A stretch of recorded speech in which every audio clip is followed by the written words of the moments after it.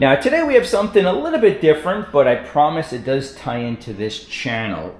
This is really a 1/10 version of a real truck. Front and rear suspension, front and rear differentials. We have a prop shaft or a drive shaft, lower control arm, tie rods, all of that good and great stuff that we love. Now this was really Genesis for me. When I was 10, 11, 12, this was a huge hobby for me, and even today in my mid-40s, I still love to play with RC cars with my kids and, you know, just rip them up very, very fast, very capable. But recently, I missed a jump and I cracked. Right here is your front differential, and as you can see, it's cracked. We have a crack right there.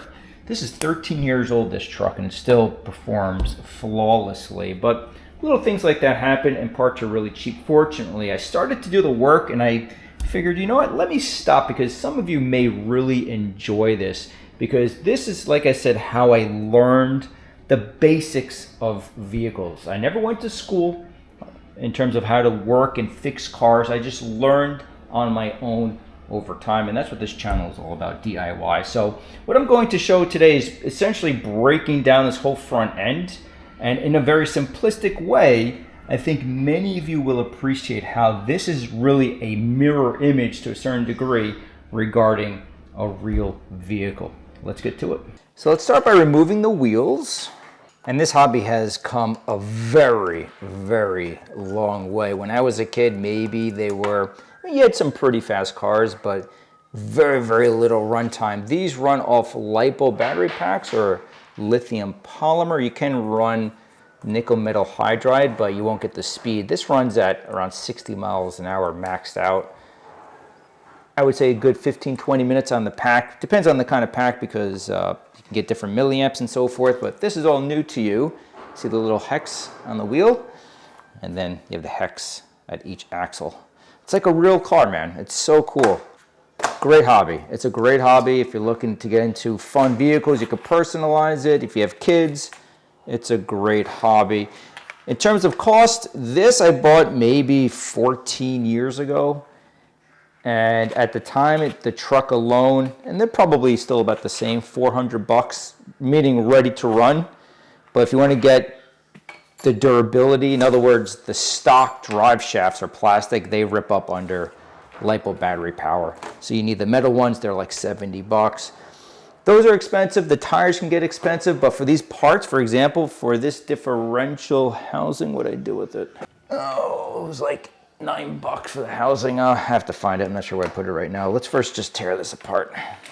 You'll find full rubber sealed ball bearings throughout the truck, fully waterproof. Typically what I'll do is spray some WD-40 at the end of every session so the parts don't rust. And like I said, 14 years old, look at it. Most of the parts are still original. Now we have a much better view of that housing.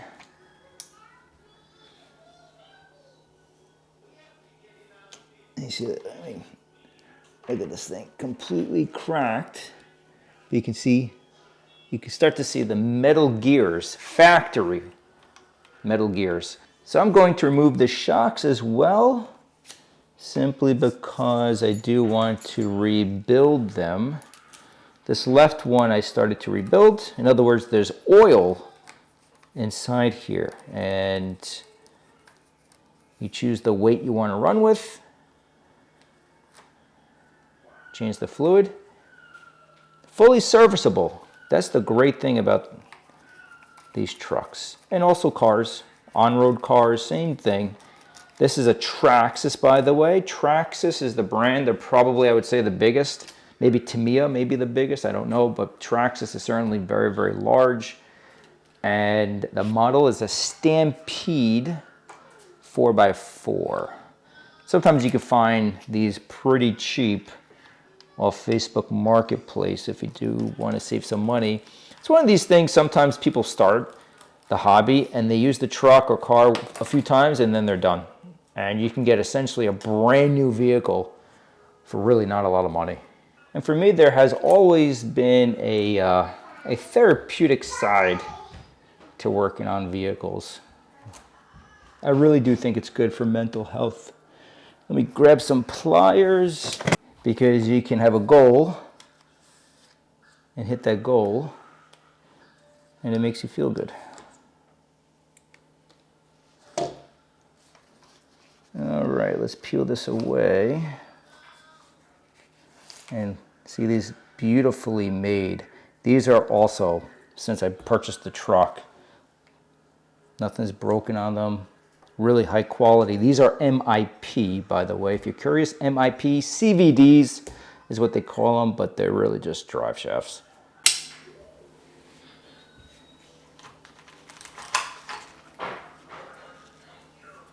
And here's the prop or the drive shaft, if you're curious. This is the second one. The first one, I think it broke or cracked. It's fully aluminum, but these things take a pounding. They take a big pounding, these trucks. But here we go. Wow, look at that. Look at that. Completely cracked and severed. Okay, let's replace it.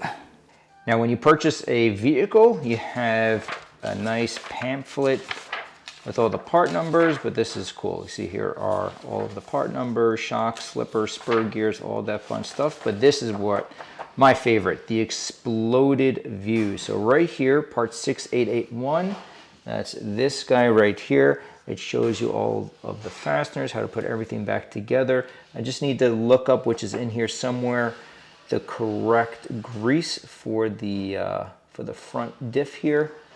But just want to share this with you guys. I think, like I said, this is a factory repair manual. If maybe you're a mechanic and you deal with repair manuals, look at this. It's really all it is. It's just a 1/10 version of the real thing. Very cool.